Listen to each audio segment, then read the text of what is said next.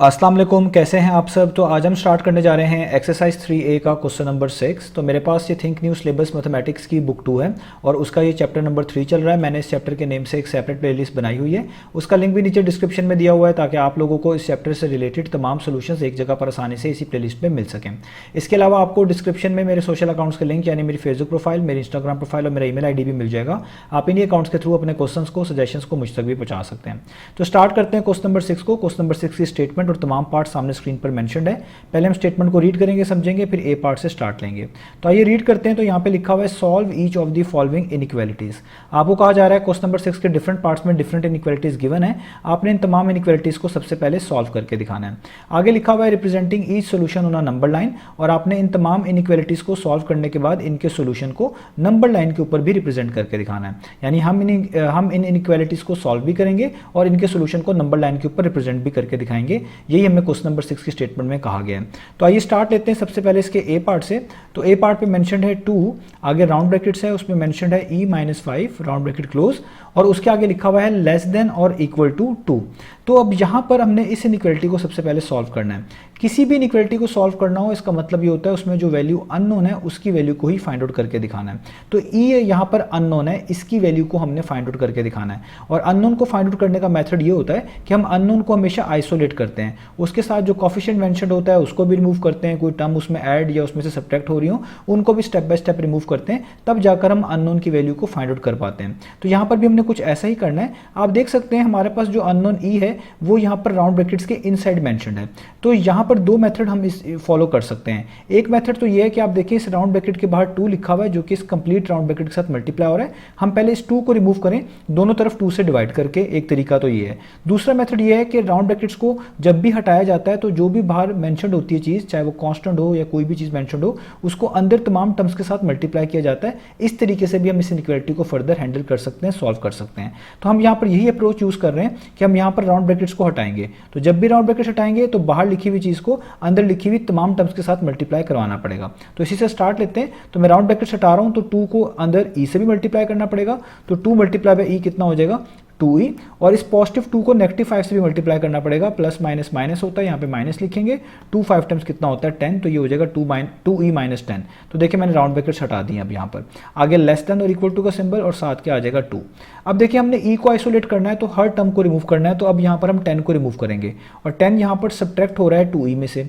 अगर कोई टर्म भी सब्ट्रैक्ट हो रही हो, उसी टर्म को रिमूव करना हो, तो आप उसी सेम टर्म को दोनों तरफ ऐड करवा देते हैं। तो 10 को रिमूव करने के लिए मैं दोनों तरफ 10 को ही ऐड करवाना पड़ेगा। तो 2e माइनस 10 में भी प्लस कर दें 10, यहाँ पे भी 10 ऐड करवा दिया, और दूसरे साइड पे जो 2 लिखा हुआ है उसमें भी 10 आप ऐड करवा दें। तो माइनस 10 प्लस 10 से कैंसिल हो जाएगा। ये क्यों कैंसिल हुआ, क्योंकि प्लस माइनस माइनस होता है। 10 में से 10 माइनस करेंगे 0 आ जाएगा, 0 आने का मतलब ये कैंसिल आउट हो गया। तो यहाँ पे आ जाएगा जस्ट 2e, आगे लेस देन और इक्वल टू का सिंबल, 2 + 10 कितना होता है, वो होता है 12। अब आगे आप देखें ई के साथ जो कोफिशिएंट मेंशन्ड है वो 2 है, 2 मल्टीप्लाई हो रहा है ई के साथ। तो जो चीज़ मल्टीप्लाई हो रही हो उसको रिमूव करने के लिए उसी सेम चीज़ से दोनों तरफ डिवाइड कराना होता है। तो 2 को रिमूव करने के लिए हमें दोनों तरफ 2 से ही डिवाइड करवाना है। तो 2e को भी 2 से डिवाइड कर दें, लेस देन और इक्वल टू का सिंबल, और 12 को भी 2 से डिवाइड कर दें। तो यहाँ पर 2 से कैंसिल, यहाँ पे आ जाएगा e, आगे लेस देन और इक्वल टू 2 1 टाइम्स 2 2 6 टाइम्स 12, तो 6/1 आ गया। इसको जस्ट आप 6 लिख देंगे तो काफ़ी है, नीचे 1 लिख दें तो भी ठीक है, ना लिखें तो भी ठीक है। तो ये आपने सोल्यूशन निकाल लिया। इसका मतलब है e की वो वैल्यूज आपका सोल्यूशन कहलाएंगी ऊपर वाली इनइक्वालिटी का जो 6 और 6 से छोटी हैं, क्योंकि इसे पढ़ेंगे e इज लेस देन और इक्वल टू 6, यानी ये वैल्यू भी शामिल है और इससे छोटी वाली वैल्यूज भी आपके सोल्यूशन में शामिल है। अब आपने नंबर लाइन के ऊपर इसको रिप्रेजेंट करना है, वो बहुत ईजी है। उसके लिए आप जानते हैं आपको सबसे पहले इस तरीके से एक हॉरिजॉन्टल स्ट्रेट लाइन बनानी पड़ती है एक एरो हेड के साथ।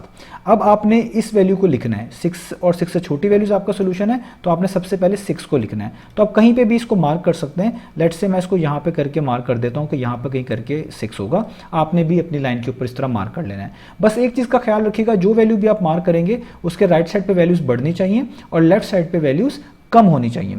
दूसरी इंपॉर्टेंट बात, जो भी वैल्यूज यहाँ पे मार्क करेंगे उनके दरमियान स्पेस एक जैसी होनी चाहिए, ये आपने याद रखना है। अब कोई भी पर्सन हो सकता है 7 से स्टार्ट ले ले, कोई 8 से स्टार्ट ले ले, वो चीज़ें भी ठीक है, बस जो सोल्यूशन है वो नंबर लाइन के ऊपर इजीली रिप्रेजेंट हो जाए, ये काफ़ी है। स्पेस भी आपने अपने मुताबिक रखनी है, जो आपके पेज पर आसानी से आप हैंडल कर पाएँ, आसानी से उसे मैनेज कर पाएँ। अब मेरे पास यहाँ पे स्मॉल बॉक्स है, मैं इसके मुताबिक स्पेस सेलेक्ट कर रहा हूँ। आपके पास रूलर होगा, आप 1 सेंटीमीटर या 0.5 या जो आपको मैनेजेबल लगे उतनी स्पेस छोड़ छोड़ के यहाँ पे मार्किंग कर सकते हैं। तो 6 6 के राइट साइड पे लिखूंगा तो वैल्यूज इंक्रीज होंगी, तो मैं 5 स्मॉल बॉक्स छोड़ के लिखूंगा। तो 1 2 3 4 5, तो यहाँ पे 5 स्मॉल बॉक्स पूरे हुए, 6 के राइट साइड पे क्या होगा 7। फिर आगे लिखता हूँ 1 2 3 4 5, तो यहाँ पे क्या हो जाएगा 8। तो इतनी वैल्यूज काफ़ी हैं। अब कुछ अब 6 के लेफ्ट पे भी लिखता हूँ 1 2 3 4 5, तो 6 के लेफ्ट पे वैल्यूज डिक्रीज होंगी, तो 6 से छोटा 5। आगे 1 2 3 4 5, 5 से छोटा आगे लेफ्ट साइड पर 4। फिर आगे 1 2 3 4 5, तो यहाँ पर क्या आ जाएगा 3। एक और लिख लेते हैं 1 2 3 4 5, तो यहाँ पे 2 लिख लेते हैं। इसी तरह चलते जाएंगे, तो कुछ वैल्यूज भी लिख लेंगे तो काफ़ी है। तो अब हम यहाँ पे देखें, यहाँ पे कौन सी वैल्यूज चाहिए थी, 6 और 6 से छोटी। तो 6 आपको पहले देखना है, 6 यहाँ पर है, इसके एक्जैक्टली ऊपर आप एक सर्कल लगाएंगे। याद रखिएगा लेस देन और इक्वल टू का सिंबल हुआ या ग्रेटर देन और इक्वल टू का सिंबल हुआ, आपने इस सर्कल को हमेशा शेड करना है, जिसका मतलब है आप इस वैल्यू को भी शामिल कर रहे हैं। और कौन सी वैल्यू चाहिए, ई इज लेस देन और इक्वल टू 6। 6 और 6 से छोटी वैल्यू, 6 से छोटी वैल्यूज लेफ्ट साइड पर है, जहाँ पे 5 4 3 2 लिखा हुआ है, तो आप लेफ्ट साइड पे इस तरीके से एरो हेड लगा देंगे स्ट्रेट रूलर की मदद से, और इस पे लिख देंगे E is less than equal to 6। तो ये आपने इसको नंबर लाइन के ऊपर रिप्रेजेंट कर लिया इस सोल्यूशन को। तो ये हमारा ए पार्ट हो गया। अब चलते हैं नेक्स्ट पार्ट की तरफ। तो अब हम पार्ट नंबर बी को स्टार्ट कर लेते हैं। तो पार्ट नंबर बी भी पार्ट नंबर ए की तरह ही है। यहाँ पे लिखा हुआ है 4, आगे राउंड ब्रैकेट्स में मेंशन्ड है f+1 राउंड ब्रैकेट क्लोज, आगे ग्रेटर देन 5 लिखा हुआ है। यहाँ पे अननोन f है, f की वैल्यू को आपको फाइंड आउट करना है, इसको आइसोलेट करना है। तो आप देखें ये राउंड ब्रैकेट्स में लिखी हुई है, राउंड ब्रैकेट्स के बाहर क्या मेंशन्ड है, कांस्टेंट 4। तो यहाँ पे भी हम राउंड ब्रैकेट्स हटाएंगे, उसके लिए इस कांस्टेंट 4 को अंदर लिखी हुई तमाम टर्म्स के साथ मल्टीप्लाई करना होगा। तो आइए स्टार्ट करते हैं। ब्रैकेट्स हटा रहे हैं हम, तो 4 को f से मल्टीप्लाई करेंगे तो ये हो जाएगा 4f, और पॉजिटिव 4 को पॉजिटिव 1 से करेंगे तो प्लस प्लस तो प्लस ही होता है, प्लस ही लिखेंगे, और 4 1 टाइम्स होता है 4, आगे ग्रेटर देन का सिंबल, और साथ आ जाएगा 5। अब देखें यहाँ पर हम पहले 4 को रिमूव करेंगे। 4 यहाँ पर ऐड हो रहा है 4f में, तो जो टर्म ऐड हो रही है उसको रिमूव करने के लिए उसी सेम टर्म को दोनों तरफ सब्ट्रैक्ट करवाया जाता है। तो हम यहाँ पे 4f+4 में भी 4 सब्ट्रैक्ट करवा देंगे। इस सारे में से 4 सब्ट्रैक्ट हो चुका है, और आगे ग्रेटर देन का सिंबल, और 5 में से भी 4 सब्ट्रैक्ट करवा देंगे। आपको पता है +4 और -4 कट जाएगा, 4 - 4 0 होता है, इसका मतलब कट गया। यहाँ पे जस्ट बचेगा 4f, आगे ग्रेटर देन का सिंबल, 5 - 4 कितना होता है, वो होता है 1। अब देखें f के साथ जस्ट कोफिशिएंट 4 ही बचा है, 4 f के साथ मल्टीप्लाई हो रहा है। इसको रिमूव करने के लिए दोनों तरफ 4 से हम डिवाइड करवाएंगे। तो यहाँ पर भी 4f डिवाइडेड बाय 4 करना पड़ेगा, आगे ग्रेटर देन का सिंबल, और 1 को भी डिवाइडेड बाय 4 करना पड़ेगा। तो 4 4 से कैंसिल, आपका सोल्यूशन आ चुका है, f आइसोलेट हो चुका है। तो f इज ग्रेटर देन 1/4। तो यानी वही वैल्यूज f की हमारा सोल्यूशन कहलाएंगी जो 1/4 से ग्रेटर होंगी। ये शामिल नहीं है, इससे ग्रेटर वैल्यूज। अब इसको हमने नंबर लाइन के ऊपर रिप्रेजेंट करना है, ये आपने अच्छे से समझना है। तो यहाँ पर हम नंबर लाइन इस तरीके से एक हॉरिजॉन्टल स्ट्रेट लाइन पहले ड्रॉ कर लेते हैं। तो ये जो 1/4 है, ये आपके पास कहलाती है एक प्रॉपर फ्रैक्शन। ऐसी फ्रैक्शन जिसमें ऊपर लिखी हुई वैल्यू नीचे लिखी हुई वैल्यू से छोटी होती है, ऊपर वाली वैल्यू छोटी, नीचे वाली वैल्यू बड़ी, ऐसे को हम प्रॉपर फ्रैक्शन बोलते हैं। इनको हम मिक्स फॉर्म में नहीं लिख सकते। तो अब इनको कैसे हम रिप्रेजेंट करेंगे, तो देखिए हमें तो पहले वो वैल्यूज चाहिए ना जो 1/4 से ग्रेटर हो। तो आप पहले कहीं पर मार्क कर लें 1/4। लेट से मैं यहाँ पे मार्क कर लेता हूँ कहीं करके, मेरे पास क्या आएगा 1/4। आपने भी ऐसे मार्क कर लेना है। अब आपने स्पेस सेलेक्ट कर लेनी है कि आप कितने स्पेस के बाद अगली मार्किंग करेंगे, वो स्पेस सब जगह एक जैसी रहनी चाहिए, ये आपने ख्याल रखना है। तो मेरे पास यहाँ पे स्मॉल बॉक्स है, मैं इसके मुताबिक आपको बता रहा हूँ कि मैं 5 स्मॉल बॉक्स छोड़कर लिखूंगा। बस इस चीज़ का ख्याल रखना है कि राइट साइड पे वैल्यूज इंक्रीज करनी चाहिए, लेफ्ट साइड पे वैल्यूज डिक्रीज करनी चाहिए। पहले मैं आपको ऊपर रफ लिख के दिखा रहा हूँ, फिर मैं उन्हीं चीज़ों को यहाँ पे नीचे लिख के दिखाऊंगा। तो देखिए 1/4 यहाँ पर है हमारे पास, इसके राइट साइड पे वैल्यूज क्या आएंगी, 1 के आगे क्या आता है 2/4, फिर क्या आएगा 3/4, फिर क्या आएगा 4/4। अगर 1/4 के लेफ्ट साइड पे जाएंगे तो वैल्यूज डिक्रीज करेंगी। 1/4 के लेफ्ट साइड पे क्या आएगा, 1 से छोटा 0 डिक्रीज करेंगी, 0/4, फिर 0 से छोटा -1/4, इस तरह चीज़ें हमारे पास चलेंगी। तो अब देखिए मैं यहाँ पे यही वैल्यूज़ को लिखूंगा। तो 1 2 3 4 5, मैं 5 स्मॉल बॉक्स छोड़ रहा हूँ, आप कोई भी स्पेस अपने रूलर से सिलेक्ट कर सकते हैं। तो 1 के राइट पे क्या आएगा 2/4, यहाँ पे लिखा हुआ है 2/4। इसको देखिए आप फर्दर सॉल्व करके भी लिख सकते हैं। 2 1 टाइम्स 2 होता है, 2 2 टाइम्स 4 होता है, तो इसको आप 1/2 भी लिख सकते हैं। तो इसलिए मैं यहाँ पर 1/2 लिख रहा हूँ। अगेन आप इसको 2/4 भी लिख देंगे तो ये गलत नहीं है, अगर 1/2 लिख देंगे तो चलें और बेहतर हो जाएगा। आगे आप देखें 1 2 3 4 5, यहाँ पे 5 स्मॉल बॉक्स पूरे हुए। 1 यहाँ पे था 2/4, याद रखिएगा 2 के आगे क्या आता है 3/4, तो यहाँ पे आ जाएगा 3/4। फिर आगे 1 2 3 4 5, 3 के आगे क्या आता है 4/4, 4/4 को भी सॉल्व करके लिखें, 4 1 टाइम्स 4 1 टाइम्स, तो 1/1 बनता है जिसका मतलब है 1। तो आप 4/4 लिख दें या 1 लिख दें, दोनों ही सही है, तो मैं 1 लिख रहा हूँ, 1 ज़्यादा लिखना बेहतर है। तो अब इसके लेफ्ट साइड पे लिखूंगा तो वैल्यूज डिक्रीज होंगी, तो 1 2 3 4 5, याद रखिएगा स्पेस एक जैसी। तो 1/4 के पीछे क्या आएगा 0, 1 से पहले क्या आता है इधर लेफ्ट पर 0, तो 0/4 का मतलब 0 ही होता है, 0 डिवाइड बाई 4 क्या होगा 0, तो आप यहाँ पे 0 लिख देंगे। अब 1 2 3 4 5, तो यहाँ पे अब 0 से पीछे क्या आएगा -1/4, तो यहाँ पे आ जाएगा -1/4। इतनी वैल्यूज़ काफ़ी हैं। अब हमारी वैल्यू क्या है 1/4 से ग्रेटर हमें चाहिए, 1/4 चाहिए, तो 1/4 यहाँ पर है, इसके ऊपर सर्कल लगा दें। आपको पता है ग्रेटर देन का सिंबल हो या लेस देन का सिंबल हो, उसमें हम इस सर्कल को शेड नहीं करते क्योंकि हम इस वैल्यू को इंक्लूड नहीं कर रहे होते। तो कौन सी वैल्यू चाहिए जो 1/4 से ग्रेटर हो, 1/4 से ग्रेटर वैल्यूज राइट साइड पर हैं, तो आप इस तरह राइट साइड पर एरो लगा देंगे और इस पर लिख देंगे f ग्रेटर देन 1/4। ये आपने इस सोल्यूशन को नंबर लाइन के ऊपर रिप्रेजेंट कर लिया। याद रखिएगा स्पेस आपकी चॉइस है, बस हर 2 मार्किंग के दरमियान स्पेस एक जैसी रहनी चाहिए, पैटर्न एक जैसा फॉलो होना चाहिए, यही काफ़ी है। तो ये हो गया ये वाला पार्ट। अब चलते हैं नेक्स्ट पार्ट की तरफ। तो अब हम स्टार्ट कर लेते हैं पार्ट नंबर सी को। तो पार्ट नंबर सी में लिखा हुआ है 8 लेस देन, आगे 2 है जो कि राउंड ब्रैकेट्स के साथ मल्टीप्लाई हो रहा है, जिसमें लिखा हुआ है 7 माइनस जी और राउंड ब्रैकेट क्लोज। अब देखें इस इनइक्वालिटी में जी अननोन है, तो g को बेसिकली हमने फाइंड आउट करना है, g की वैल्यूज फाइंड आउट करनी है, और ये अननोन राउंड ब्रैकेट्स के इनसाइड मौजूद है और राउंड ब्रैकेट्स के बाहर एक कांस्टेंट 2 मेंशन्ड है जो कि इस पूरी राउंड ब्रैकेट के साथ मल्टीप्लाई हो रहा है। तो पिछले पार्ट्स की तरह हम यहाँ पे राउंड ब्रैकेट्स को ओपन करेंगे सबसे पहले, जिसकी वजह से हमें इस 2 को अंदर लिखे हुए 7 से और अंदर लिखे हुए नेगेटिव g के साथ मल्टीप्लाई करवाना होगा। तो आइए स्टार्ट लेते हैं। तो यहाँ पे हम लिखेंगे 8, आगे लेस देन 2 मल्टीप्लाई बाय 7 करेंगे तो हो जाएगा 14, और इस पॉजिटिव 2 को नेगेटिव जी से मल्टीप्लाई करेंगे तो प्लस माइनस माइनस ही होता है, माइनस ही लिखेंगे, और 2g टाइम्स कितना हो जाएगा 2g हो जाएगा। अब देखें राउंड ब्रैकेट्स यहाँ पे खत्म हो गई हैं क्योंकि हमने 2 को इनसाइड मल्टीप्लाई करवा दिया। अब मैं इस राइट साइड पे जो ये एक्सप्रेशन लिखी हुई है इसको अरेंज करके लिख देता हूँ। तो ये नेगेटिव 2g को मैं पहले लिखूंगा, किसी भी टर्म को आपने पहले या बाद में लिखना हो उनके जो पीछे साइन होता है उसके साथ लिखना होता है। तो 2g अगर मैं लिखना चाह रहा हूँ तो उसके पीछे माइनस भी है, तो मैं लिखूंगा -2g। उसके बाद मैं 14 लिखना चाह रहा हूँ, 14 के पीछे कोई साइन नहीं, यानी पॉजिटिव ही कंसीडर करूंगा, तो ये हो जाएगा +14। अब देखें अब इसको समझना और भी आसान हो गया। अब मुझे g को आइसोलेट करना है, तो उसके साथ जो कॉफिशिएंट लिखे हुए हैं और ये जो टर्म है 14 जो कि इसमें ऐड हो रही है इस पूरे -2g में, इनको हमने स्टेप बाय स्टेप रिमूव करना है। तो सबसे पहले 14 को रिमूव करते हैं, 14 यहाँ पर ऐड हो रहा है, तो जो चीज़ ऐड हो रही हो उसको रिमूव करने के लिए आपने उसी सेम चीज़ को दोनों तरफ सब्ट्रैक्ट करवाना होता है। तो 14 यहाँ पर ऐड हो रहा है, 14 को सब्ट्रैक्ट करवाने के लिए, 14 को रिमूव कराने के लिए हमें दोनों तरफ 14 से सब्ट्रैक्ट करवाना है, यानी 8 में से भी 14 सब्ट्रैक्ट करवा देना है, और ये जो लिखा हुआ है -2g + 14, इस पूरी चीज़ में से भी आपने 14 को क्या कर देना है एक तरह का सब्ट्रैक्ट कर देना है, यानी बोथ साइड्स पर 14 आपने माइनस करवा दिया। अब 8 - 14 क्या होगा, ये +8 है, ये -14 है, प्लस माइनस माइनस, 14 में से 8 माइनस करें 6 आता है, साइन बड़ी वैल्यू का यानी 14 का, तो उसके पीछे माइनस है तो यहाँ पे आ जाएगा -6। 14 - 14 0 हो जाएगा, यानी ये तो कैंसिल आउट हो गया, +14 और -14, और यहाँ पे रह गया लेस देन का सिंबल और -2g। अब g के साथ जस्ट -2 बचा है जो कि इसका कॉफिशिएंट है, तो -2g के साथ मल्टीप्लाई हो रहा है, इसको रिमूव करने के लिए आपको दोनों साइड्स पर -2 से डिवाइड करना होगा।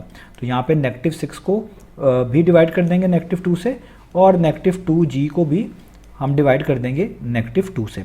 और जब भी इनइक्वालिटी के दोनों तरफ सेम नेगेटिव नंबर से डिवाइड किया जाता है तो इनइक्वालिटी बदल दी जाती है। ये है -6 लेस देन, तो यहाँ पे अब हो जाएगा ग्रेटर देन। तो देखिए मैंने इनइक्वालिटी का सिंबल बदल दिया। तो अब हमारे पास क्या है, यहाँ पे ये -2 से कैंसिल आउट हो गया, यहाँ पे भी माइनस से कैंसिल आउट हो गया, 2 1 टाइम्स 2 और 2 3 टाइम्स 6 होता है, तो ये हमारे पास आ गया 3 ग्रेटर देन, और यहाँ पर रह गया g। इसको आप इस तरह भी लिख सकते हैं कि g को लिख लें लेफ्ट साइड पर, इनइक्वालिटी आपने वैसी रखनी है जैसे यहाँ पे थी। यहाँ पे देखें हेड की तरफ जी था, यानी हेड के सामने जी था, तो यहाँ पे भी इनइक्वालिटी इस तरीके से लगाएंगे कि हेड के सामने जी हो। लेग्स जो है वो 3 की तरफ थी, तो यहाँ पे भी लेग्स 3 की तरफ होनी चाहिए, तो ये इस तरीके से आप इसका सोल्यूशन मेंशन कर सकते हैं। अब g लेस देन 3 आ गया, g लेस देन 3 का मतलब क्या है, यानी वो वैल्यूज़ g की सोल्यूशन कहलाएंगी ऊपर वाली इनइक्वालिटी का जो कि 3 से लेस है, 3 शामिल नहीं है, 3 से लेस वाली वैल्यू सारी सोल्यूशन है। अब इसको हम नंबर लाइन के ऊपर रिप्रेजेंट कर लेते हैं। तो नंबर लाइन के ऊपर रिप्रेजेंट करने के लिए हमें सबसे पहले क्या करना है, एक हॉरिजॉन्टल स्ट्रेट लाइन लगानी है इस तरीके से। अब मुझे 3 से लेस वैल्यूज चाहिए होंगी, तो मैं कहीं पे 3 लिख देता हूँ, लेट्स से मैं यहाँ पे करके एक 3 लिख देता हूँ। अब आपको पता है आपने स्पेस खुद सेलेक्ट करनी है अपने रूलर के मुताबिक, मैं यहाँ पे स्मॉल बॉक्स के मुताबिक मेंशन कर रहा हूँ। याद रखिएगा राइट साइड पे वैल्यूज इंक्रीज करनी चाहिए, लेफ्ट साइड पे वैल्यूज डिक्रीज करनी चाहिए। तो पहले राइट साइड वाली वैल्यूज लिखता हूँ, तो 1 2 3 4 5, मैं 5 स्मॉल बॉक्स छोड़ूंगा, 3 के आगे क्या आएगा 4, फिर 1 2 3 4 5, यहाँ पे क्या आएगा, यहाँ पर आएगा 5, इतनी वैल्यूज काफ़ी हैं। अब 3 की लेफ्ट साइड पे लिखूंगा, यहाँ पे वैल्यूज डिक्रीज करेंगी, 1 2 3 4 5, तो 3 से पहले लेफ्ट साइड पर क्या आएगा 2, देखिए वैल्यूज डिक्रीज कर रही हैं, आपने स्पेस एक जैसी रखनी है। तो 1 2 3 4 5, यहाँ पे 2 से पीछे क्या आएगा लेफ्ट पर 1, और चलते हैं 1 2 3 4 5, तो 1 से पहले क्या आएगा यहाँ पर 0, इतनी वैल्यूज़ काफ़ी हैं। अब देखिए g लेस देन 3 है, 3 से छोटी वैल्यूज, तो 3 कहाँ पर है, यहाँ पर लिखा हुआ है, इसके ऊपर सर्कल लगा लें। और आपको बताया हुआ है ग्रेटर देन या लेस देन का सिंबल हो, इसमें सर्कल को आपने शेड नहीं करना, इसका मतलब है हम 3 को काउंट नहीं कर रहे। कौन सी वैल्यूज़ काउंट करेंगे, g लेस देन 3, जो इससे लेस हैं, इससे लेस वैल्यूज़ लेफ्ट साइड पर है, तो आपने लेफ्ट साइड पर इस तरीके से एरो हेड लगा देना है और इस पर अपना सोल्यूशन लिख देना है, g इज़ लेस देन 3। तो ये हमने इस इनइक्वालिटी को सॉल्व भी कर लिया और इसको नंबर लाइन के ऊपर रिप्रेजेंट भी कर लिया। तो अब चलते हैं इसके नेक्स्ट पार्ट की तरफ। तो अब हम स्टार्ट कर लेते हैं पार्ट नंबर डी को। तो पार्ट नंबर डी में लिखा हुआ है -5 इज ग्रेटर देन और equal to 2 multiply by round brackets में है -2h। ठीक है, अब यहाँ पर ये जो h है इसकी हमने वैल्यू को फाइंड आउट करके दिखाना है, ये अननोन है। ठीक है, अब यहाँ पर भी आप देखिए राउंड ब्रैकेट्स हैं, राउंड ब्रैकेट्स के बाहर एक कांस्टेंट 2 मेंशन्ड है, तो हम पहले राउंड ब्रैकेट्स को हटाएंगे, उसके लिए बाहर लिखे हुए कांस्टेंट को इस अंदर लिखी हुई टर्म्स के साथ मल्टीप्लाई करना पड़ेगा।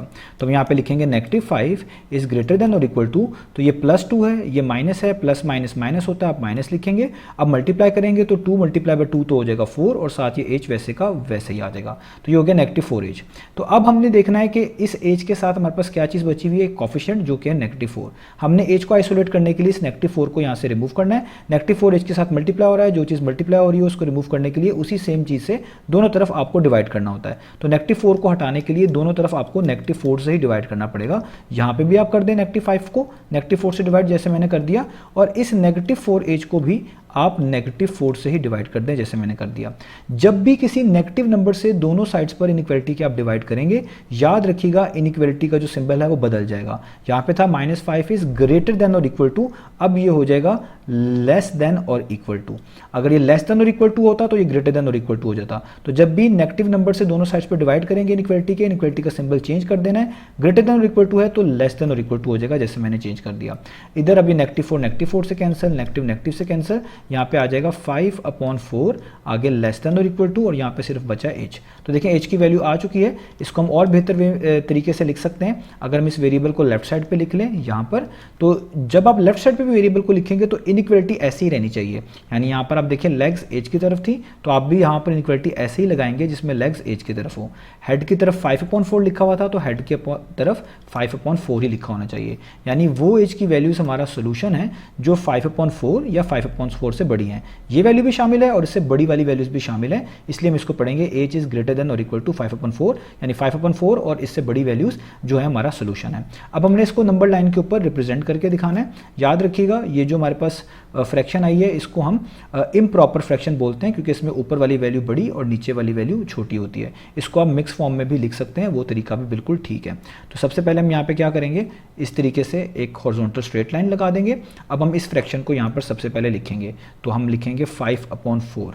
तो हम कहीं से भी लिख सकते हैं, मैं यहाँ पे करके मार्क कर रहा हूँ कि यहाँ पे करके क्या होगा 5/4। ठीक है, अब आपने स्पेस सेलेक्ट करनी है। आपके पास रूलर मौजूद होगा, आप अपने मुताबिक स्पेस सेलेक्ट कर सकते हैं। मैं यहाँ पे स्मॉल बॉक्स के मुताबिक आपको समझा रहा हूँ। तो मैं 5 स्मॉल बॉक्स छोड़ूंगा, तो 1 2 3 4 5, तो मैंने 5 स्मॉल बॉक्स छोड़े। तो राइट साइड पे वैल्यूज इंक्रीज करनी चाहिए, लेफ्ट साइड पे वैल्यूज डिक्रीज करनी चाहिए। तो 5 से आगे क्या होगा, 5 से आगे होगा 6, तो आप लिखेंगे 6/4। ठीक है, यहाँ पे आ जाएगा 6/4। याद रखें 6/4 को आप कट करके 2 3 टाइम्स 6, 2 2 टाइम्स 4, 3/2 भी लिख सकते हैं, ये भी बात ठीक है। आगे आप देखें 1 2 3 4 5, यहाँ पे 5 स्मॉल बॉक्स पूरे हुए। अब 6 के आगे क्या आएगा 7/4, यहाँ पे हो जाएगा 7/4। आगे चलते हैं 1 2 3 4 5, तो यहाँ पे 5 हुआ, आगे क्या आएगा 8/4। 8/4 को हम लिख सकते हैं 4 1 टाइम्स 4 2 टाइम्स 2। तो होल नंबर्स अगर बन जाए तो बेहतर है होल नंबर्स ही कट करके लिख दें। तो 8/4 का मतलब 2 होता है, तो मैं यहाँ पे 2 लिख रहा हूँ। आप 8/4 भी लिख देंगे, ठीक है, बेहतर है जहाँ पे होल नंबर बन गए वहाँ पे होल नंबर बना दें, ठीक है। तो यह हमारे पास हो गया 2। अब आगे भी आप इस तरह फॉलो कर सकते हैं, मुझे भी आगे की वैल्यूज़ नहीं चाहिए, इतने ही काफ़ी हैं। अब इसके लेफ्ट साइड पे लिखूंगा, ये इंपॉर्टेंट है, तो लेफ्ट साइड पे वैल्यूज़ 5/4 से कम होंगी। तो 1 2 3 4 5, तो आप देखें मैं स्पेस एक जैसी रख रहा हूँ। 5 से पीछे क्या आएगा 4, 4/4। नीचे तो सबके 4 ही आ रहा है, बस 5 में से कम कर दें एक, तो 4। तो 4/4 कितना होता है, वो कट जाएगा। 4 1 टाइम्स 4 1 टाइम्स तो 1 होता है, तो इसको जगह पे आप लिख दें 1। अब आगे चलें, 1 2 3 4 5। अब देखिए वैल्यूज डिक्रीज हो रही हैं। 5 से क्या बना था 4, जिसकी जगह पे यहाँ पे 4/4 की जगह पे 1 लिखा हुआ है ना, बेसिकली था तो यहाँ पर 4/4 ही। तो 4 से पीछे क्या होगा 3/4, तो यहाँ पे आ जाएगा 3/4, और इस तरह ही आगे चलता जाएगा, ठीक है। लेफ्ट साइड पे वैल्यूज डिक्रीज, राइट साइड पे वैल्यूज इंक्रीज। अब आप देखें 5/4 कहाँ पर है, वो यहाँ पर है, इसके ऊपर एक सर्कल लगा दें। जब भी ग्रेटर देन और इक्वल टू का सिंबल होगा या लेस देन और इक्वल टू का सिंबल होगा तो इसको शेड करेंगे या कह लें कलर करेंगे। हमें वैल्यूज कौन सी चाहिए, जो वैल्यू 5/4 हो या इससे बड़ी हो। इससे बड़ी वैल्यूज राइट साइड पर है तो आप राइट साइड पे एरो लगा देंगे और इस पर अपना सोल्यूशन लिख देंगे, एच इज ग्रेटर देन और इक्वल टू 5/4। इसको आप मिक्स फॉर्म में भी लिख सकते हैं, वो तरीका भी बिल्कुल ठीक है। यानी मिक्स फॉर्म इसकी क्या बनती है, एच इज ग्रेटर देन और इक्वल टू 4 वैसे का वैसे ही। 4 को 1 टाइम्स करें तो 5 के करीब आता है, 4 1 टाइम्स 4 होता है, 5 के सबसे क्लोजेस्ट यही होता है। तो 4 1 टाइम्स 4 होता है, 4 में क्या प्लस करूं कि ऊपर वाली वैल्यू 5 बन जाए, 1 प्लस करना पड़ेगा तो ये हो जाएगा 1। इस फॉर्म में भी आप आंसर को लिख सकते हैं। इस फॉर्म के मुताबिक भी अगर आप नंबर लाइन के ऊपर रिप्रेजेंट करेंगे वो भी तरीका बिल्कुल ठीक है, तो चॉइस आपकी है। तो ये मैंने आपको बता दिया। अब चलते हैं हम इसके नेक्स्ट पार्ट की तरफ। तो अब हम स्टार्ट कर लेते हैं पार्ट नंबर ई को। तो पार्ट नंबर ई में लिखा हुआ है 4a/3, आगे ग्रेटर देन और इक्वल टू और उसके आगे लिखा हुआ है 2। अब देखिए हमने इस इनइक्वालिटी को सॉल्व करना है। इसमें a अननोन है, a की वैल्यू को फाइंड आउट करना है। तो जब भी आपके पास इनइक्वालिटी में फ्रैक्शंस इन्वॉल्व हो तो सबसे बेहतर ये रहता है कि आप उन फ्रैक्शंस के डिनोमिनेटर का एलसीएम निकालें और उस एलसीएम की मदद से इनइक्वालिटीज़ को आप सॉल्व करें। तो यहाँ पर देखें 2 जो है ना, इसके नीचे कुछ नहीं लिखा हुआ, आप अपनी आसानी के लिए इसके नीचे 1 लिख सकते हैं ताकि आपको ये फ्रैक्शन जैसा ही दिखे। अब यहाँ पर जो ये वाली फ्रैक्शन है 4a/3, इसके डिनोमिनेटर में लिखा हुआ है 3 और 2 के नीचे लिखा हुआ है आपके पास 1। तो आपने डिनोमिनेटर्स के एलसीएम निकालने हैं, यानी 3 और 1 का आपने क्या निकालना है एलसीएम।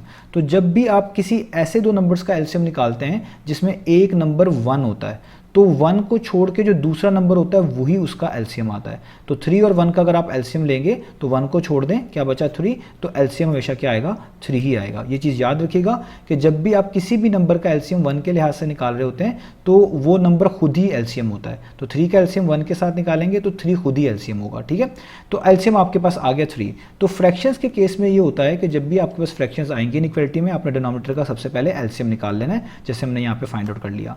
अगला काम ये है कि जो एलसीएम आएगा इसी को आपने दोनों तरफ हर लिखी हुई टर्म के साथ मल्टीप्लाई कर देना है। तो मेरे पास एलसीएम 3 आया तो मैं 3 को मल्टीप्लाई करूंगा 4a/3 के साथ भी, आगे ग्रेटर देन और इक्वल टू का सिंबल, और इसी 3 को मल्टीप्लाई करूंगा 2/1 के साथ भी, दोनों तरफ मल्टीप्लाई कर दिया।